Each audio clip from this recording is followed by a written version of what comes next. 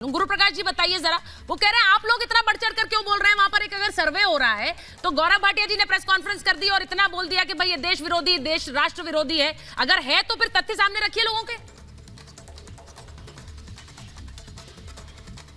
देखिए सुचारिता जी, सबसे पहले तो हम आभारी हैं भाटी जी के। भाटी जी ने कम से कम ये स्पष्ट कर दिया, क्योंकि सुबह से ये नैरेटिव चल रहा था कि रेड हुआ है, तमाम ऐसी चीजें, आक्रमण हो गया है, जैसा वातावरण बनाया जा रहा था। एक बहुत ही मामूली साधारण सी सर्वे है। अब ये सर्वे क्यों है?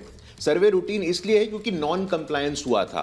आप जिस देश में रहेंगे, जिस देश में बिजनेस करेंगे, उस देश के आपको कानून को तो मानना पड़ेगा ना।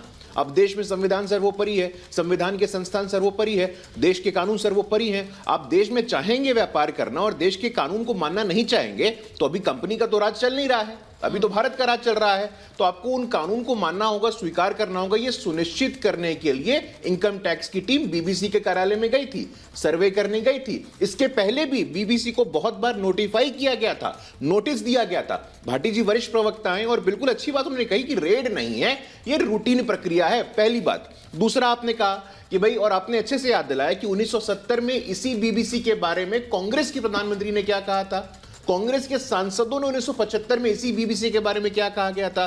बीबीसी को देश के बाहर का रास्ता दिखाया गया था। कुल मिलाकर के सुचारिता बात इतनी सी है।